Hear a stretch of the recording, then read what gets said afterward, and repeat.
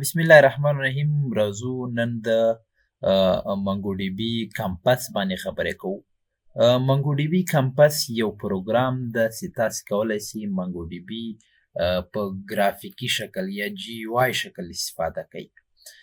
موږ چې MongoDB کاروله نو منګوش په واسطه CMD کې به لیکل چې منګوش او کله به مې انټر کړ نو موږ سره به دا MongoDB رن کېده او موږ کولی شو MongoDB کې کلیکشن جوړ کړو، ډیټابیس جوړ کړو. نو دا کمانډي شکل ده.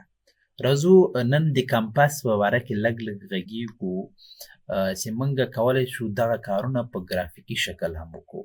چې MongoDB یو پروګرام لري یا سافټویر لري د MongoDB Compass په نوم. نو کله چې تاسې د MongoDB نوی ورژن انسټال کړئ نو تاسو سره MongoDB Compass الریډي انسټال شي. خو بیا هم احیانا که تاسې سره دا که سرچ کړئ MongoDB Compass تاسو سره شاید موجود نه وي نو موږ په ډسکرپشن کې لینک درکړی ده. نو هغه لینک باندې کلیک کړئ، تاسو به کولی شئ د MongoDB هغه افیشل رسمي سایټ نه د MongoDB Compass پروګرام ډاونلوډ او انسټال کړئ. نو انسټال کېدل ډېر اسانه دي.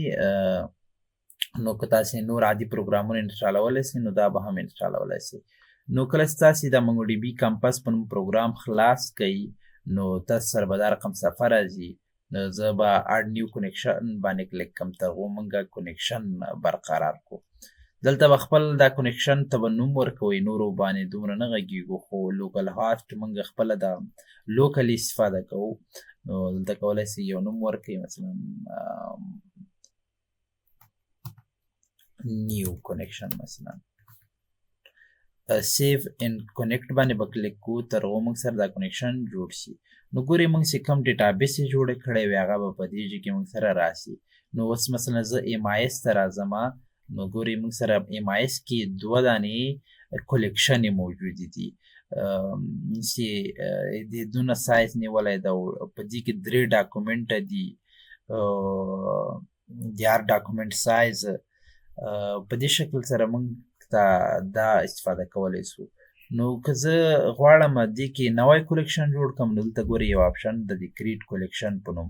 نو کولی شئ دلته تاسې نوی کلیکشن جوړ کړئ. مثلا زه جوړوم مثلا ایکسپنسیو. نو دې سره موږ ته په دې کې به نوی کلیکشن ګورئ دلته چې سو جوړ سو. نو غواړم زه ډیټا اډ کړمه نو اډ ډیټا باندې به کلیک کو. دلته اوس کولی شو د اکسل فایل CSV فایل هم اضافه کو، جیسون نه. مثلا مو خو دا شیان دومره نه دي ویلي تر اوسه، وړاندې نه یې تللي. نو زه انزرټ ډاکومنټ باندې کلیک کوم فایل. نو انزرټ ډاکومنټ باندې کلیک کوو. نو داسې به وکړو چې دا به مکمل پاک کړو او دلته مثلا زه ورکوم مثلا نیم یې راشد ده کاما مثلا کیو ولیو ورکو. دا خو تاسې الریډي ویلي وو.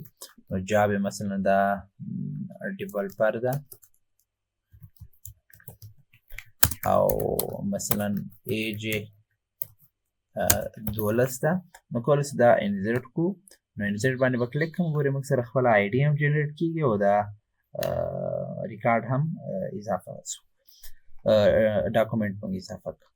نو په دې شکل کولی شو موږ د MongoDB Compass استفاده کړو. نو کولی شو موږ اپډیټ ویلی یو اپډیټ هم وکړو. نو که زه راسمه زه غواړم دا ریکارډ اپډیټ کړمه نو ګورئ دلته موږ سره ایډیټ ډاکومنټ په نوم شته. نو کولی شو موږ دا چې کړو بیا اپډیټ کړو. نو تاسې که دا استفاده کوئ ډېره به اسانه درته راسي، خو مهمه دا ده چې تاسې کمانډي زده کوئ. نو دا و د MongoDB د Compass هغه انټروډکشن چې موږ وکړ.